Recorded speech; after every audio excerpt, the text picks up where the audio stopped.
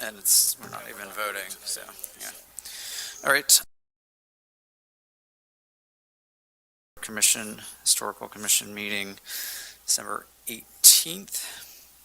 Item number 1 is the approval of the minutes from the November 20th meeting. Is there a motion? Motion approved. Is there a second? All right, all in favor of approval of the minutes, say aye. Aye. All right, the only item on the agenda, 335 Ruby Street. If you want to introduce yourself and then, run through your presentation. I see it's a conceptual discussion tonight, and then we can have some back and forth discussion.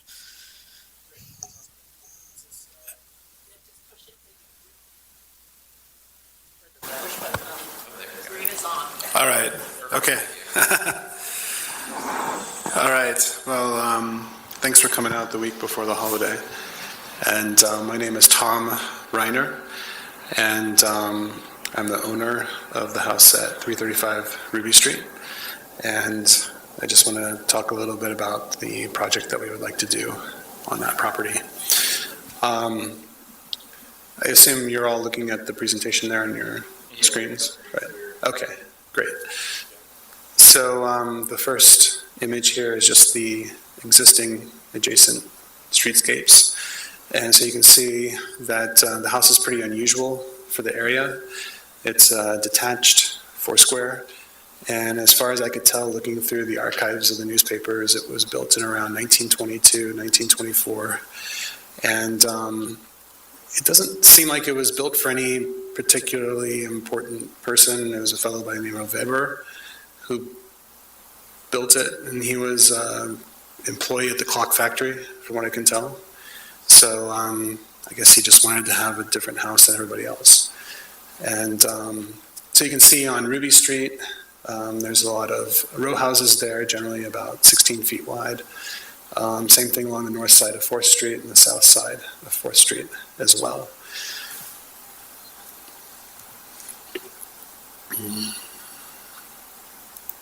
Sorry. So for the existing house, it's a brick house. It's a brick veneer over concrete cinder block. And it measures about 30 feet by 30 feet. And the proposed exterior work for this includes repointing the existing brick and stone masonry as needed, repairing and recapping the existing chimney, generally working with what's there, repairing it, restoring it. There's a couple of modifications that we'd like to do. On the south elevation, we'd like to decrease the size of the bathroom window, which you'll see on the elevations. And then in the back on figure 4, you can see that there's an existing kitchen bump out and a porch that was enclosed at some point. And we'd like to take that down and then rebuild that as a 2-story extension, vertical extension on the existing footprint. And the other component of the project is an existing garage. And it's an existing garage. It's about 20 feet by 30 feet in dimensions. It's right on the property line. And one of the things that we noticed right away when we were looking at the property is that the back wall is in really bad shape. There's about a 4-foot retaining wall against the neighbor at 439 4th Street, I believe. And what's happening is that it looks to me like the retaining wall there is pitching out and is causing the back wall of the garage to begin to buckle out. You can see figure 8 is showing that there is about an inch to inch and a half movement in the horizontal brick bedding joint. And you can also see on figure 2 there that there is a 1 to 2 inch gap at the edge of the concrete slab showing that that back wall is moving out.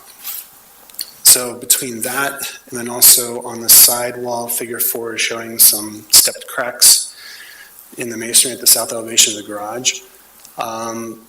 The garage is, that back wall is in, like I would say it's pretty close to being a critical state. And that, my impression is that repairing that is going to be a significant expense for what is a pretty simple structure. And Small garages. Cars were smaller when that was built. correct, yeah, exactly. And the existing structure is non-conforming anyway. It's right on the property line. In fact, it overhangs a little bit to the north. The eave does.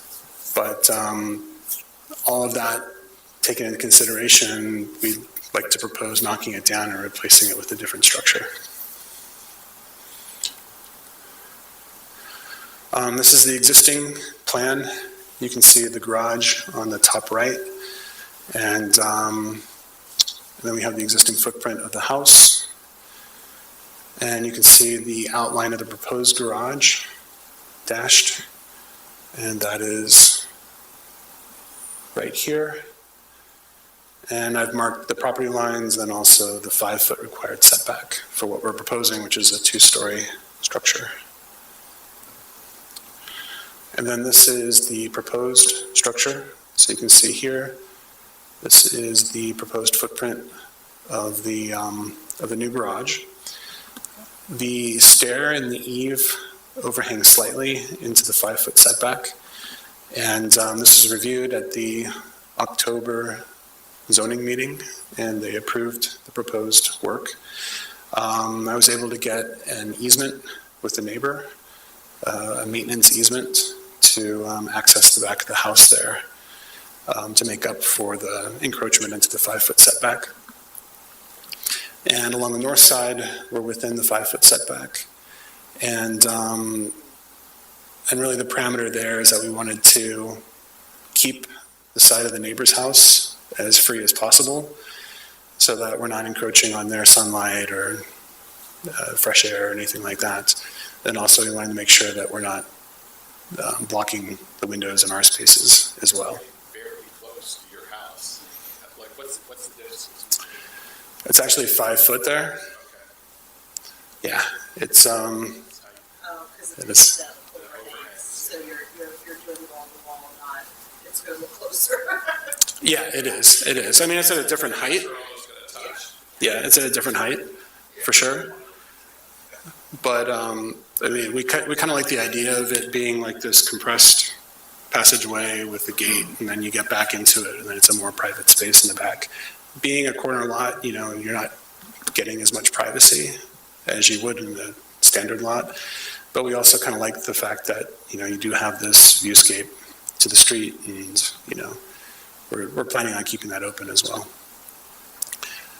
And then you can see the bump out for the at the existing house, and so we're proposing a gable roof on that. We looked at doing a hip roof there, but it just kind of looked awkward, keeping the same line of the existing hip roof. But we'll see that a little bit more as we look at the elevations. So this is the north elevation, the existing, and the proposed. And so you can see how the garage is kind of coming up, and wanted to not overhang or pass by those side windows there. And here's the west facade. This would be the Ruby Street facade. And so what we tried to do here is keep the same roof line as existing house, also maintain a hierarchy there with the house being the primary object on the site. And then this is more of a supporting structure. We wanted to keep, to stay lower than both the adjacent structures there. Because this is kind of an unusual house on the property in the neighborhood, we were thinking that we wanted to maintain the sense of it being an independent, a separated house. And so we wanted to kind of emphasize that this is just a secondary house beside it, and to not bring it up to the build to line as is done with the rest of the block. And you can see the south elevation here. This is the bathroom window, and we're proposing to just make that smaller with a casement window. And then you can see here, this is the proposed build-out on the east elevation here with gable. And then you can see the garage and the ADU up above. And so we have the stair that's wrapping around the back, access to the garage, and then a window there. And we used shed dormers there as a way to kind of keep the eave line fairly low and to keep the new building at a respectable height compared to the adjacent buildings. And this is the east facade. And so you can see the new build out and then the new ADU in the garage there. And last image, I don't know how the colors are coming through, but we just started to do some explorations of the materiality and the colors. And, for the garage, we're thinking of a lower level of brick and then upper level of like a hardy board siding type system. And just to kind of, we felt that a full two-story brick structure would be a little bit much. Mm-hmm. And so we liked how the siding seemed to be, we didn't want it to be siding all the way up, because we felt that the existing garage and the brick and had a nice look to it, and so we wanted to maintain that. And so that's where we are. That's great. Do you have any comments? So from the bottom facade that we're looking at, that's not really a streetscape, is it? Like that's the other property line. So Yeah. it's just the front and the opposite side, correct? Mm-hmm. Yeah. I did notice looking at your site, I mean, between the trees and your property and your neighbor on. It's on. It is on. The light on. Your neighbor on Ruby Street has a fairly large pine tree in his yard. So really, it's going to be difficult to see this addition, even though it's much larger than the existing garage. I don't think it's going to have much impact on the streetscape at all because of the existing kind of trees. Mm-hmm. I just had one question that kind of stuck out at me on the addition in the back. You kept with the kind of same style window, the 6/1. It looks like you have those casement windows on the garage, and it's just a single light casement. There are no mutton bars. I'm just wondering why you chose that and chose not to match the house. Right. I guess with the garage, we were thinking that the casement windows are nice just for the efficiency and the soundproofing. And we were thinking of the garage as being a separate element from the house. And we were wondering if it made sense to look at the double hung windows for the garage if it's a new structure. Well, I understand the functionality of the windows, but it's possible to get casement windows with mutton bars too. And it's a large single light window is kind of atypical for the neighborhood. Mm-hmm. But you were thinking it would, because it's a newer structure, you want to differentiate it a bit? Was that what you were saying? Right. I thought maybe it was for egress, like emergency egress or something for a Yeah, second. because I'm assuming you don't have sprinklers. Correct. Yeah. So you would be required to have egress windows, and a casement window is much better for egress. Yeah. And honestly, they seal better Right. against the weather than double hung windows do. So I understand your reason for casements. It just kind of jumped out at me as that window style is atypical for the neighborhood. Right. Would consider. I kind of personally, I don't like fake mutton grids on windows, but it's just a minor point. It's not in any way a deal breaker for me. I think it's what you've presented is really nice and, meets the standards, fits well with the neighborhood. Is obviously a modern building. It's not you're not attempting to, copy the original garage or copy the house, but fits well within the context. Okay. So, I agree though about the windows. I think that making them look a little bit more, even if you just put like a fake meeting rail in and made them look like they were 1/1, that would, I think it would be more typical for the neighborhood. And it's not unusual to see double hung windows like in a carriage house, and that's kind of what the look that you're going for. I'm just afraid you're just going to, depending on the light hitting the windows, and, whether the sun's hitting it or, they're just going to look like big holes. Not really, like a traditional window. Right. That's just something I ask you to consider. Okay. Okay. It's not going to be a deal breaker for me.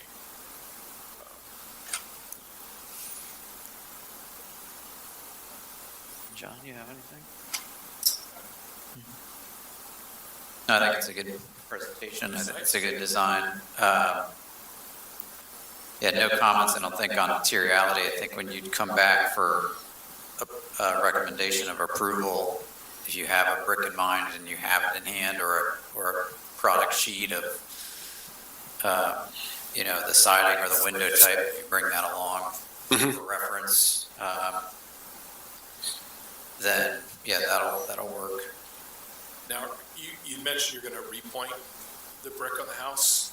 It's Right. just going to be spot pointing. It's not going to be a complete repointing, correct? I want it to match as well as possible. Yeah. From what I can tell, it doesn't look like anybody's actually gone at it with like Okay. cement mortar. So, there's a few areas where there's been some touch-up work done, but I'm hoping that, I can get in there and really match it. Okay. The thing that concerns me is reducing the size of your bathroom window and infilling with brick. That can look really bad if it's not Right, done well. right. So I just be aware of that. If the rear porch that's enclosed, is that brick original? Does that match the main house? Yeah, it's on the same foundation, so it's part of the cellar and everything, so, So you have enough brick from there to salvage. exactly, Great. Yeah, that's exactly. Yeah. Yeah, and that's kind of what I'm thinking for the garage as well, because, if there's any of that brick that we can salvage and reuse on the new garage, At least then, the front face of the garage. I don't think Right. it's, you're talking about salvaging the brick from the garage. right, just to do a veneer, The existing garage. yeah. Okay. Yeah, that's great. It never fails though. You're going to be like 5 bricks short. Yeah, put it in the back, lower the siding. Yeah. I was thinking of all the work to clean them. Well, there's that too. Yeah. That's true, Yeah, that's but very true. Put to work. I know, right? Any questions you have for us? I don't think we have any major concerns, and Okay, I think in terms of the overall process, my understanding is that I would go through code review next, and then come back to you guys at some point. I don't exactly understand. come back whenever. Okay, You don't have to. Could be You simultaneous. don't have your permit. You're not going to get your permit until you come back to us. uh-huh, But So you can begin you code can- review if there are questions about code compliance that might impact Yeah. the design in any small way. Right. Okay. I don't see anything off the top of my Probably head. not. that would be a code issue. The only thing that you gotta watch, which I was just looking at, but I meant, is your separation between your buildings. Okay, but there again, that can only require narrow rated exterior walls. You wanna put an occupancy for residence above the garage.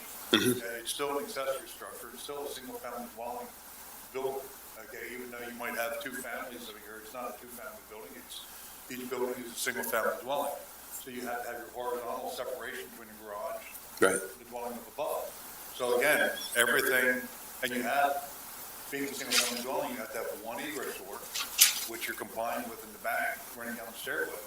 So really, your only challenge, which, and I don't have time to look into this, but really is your separation rating between the two buildings. You said you have 5 feet, I believe it is? Yeah, 5 feet. Yeah, so you just have, you with the projections or I don't foresee a major issue at all. Okay, great. Can you go back? Can you Sure. Scroll back to the other side elevation of the garage. Yeah, so where the garage and the house like overlap, there are no windows on the garage. Correct, yeah. Correct? Okay. Yeah. So That's that easy. takes care of your fire separation issue. Right, right. Does that have to be a protected window, or I'm assuming is that a dining room in the back? That is, Double window? it's, here, there's, Yeah, that pair of windows. this double window there, that's the original kitchen and dining. And, so that's gonna stay like the kitchen, basically. You just have to look at the distance, between Yeah, and that is different than in the IDC. It's a total different. the IRC. For the IRC, Okay, yeah. yeah. It's not even. Yeah, I'm not real familiar with the IRC. so, Yeah. Yeah, and actually talked about that with Jamil. So I was worried about the separation there, if there were any like issues with having that 5-foot distance. And I seem to recall that that was actually enough to avoid requiring any special fire protection for the wall. But Again, it's a single family dwelling, no sprinklers are required, state exempt, you have sprinklers, unless you're going to townhouse. So, yeah. Okay. It's not that big, there is some rating that needs to be done, the drilling will be done with the front wall. The other is brick wall, in fact, you don't even have masonry between, that would probably a block wall with masonry placed over, so that thing probably, that's how, they built a lot of it back in the 20s that way. Yeah. So, You said have a brick wall that way on the main house. Yeah, yeah. And the other, if we need to rate it, it's gonna be put gypsum. Just drop Okay. it. yeah, yeah, great. Yes, so you're welcome to come back in January for recommendation of approval here while you're in the process of getting code review. Okay, If you want to do it. Yeah. okay, Yeah, that's great. Great. Good You're design. gonna do the documents yourself? yeah, I'm a PE in Pennsylvania, so I was planning on doing documents. Honestly, I mean, a single-family home doesn't require a stamp, a professional stamp, but, Right, All right, I think we're great. Yeah, thank you. Okay. Appreciate your time. Thanks all for right, presenting. thank you. All right, well, that's the only thing on the agenda. Does anybody else have any other business comments? there's no reason to assign anybody. And there's no reason to assign anybody for the next meeting, so if nobody has anything else, then I'll motion to adjourn unless there's exceptions at 6:24. Okay. Thank you.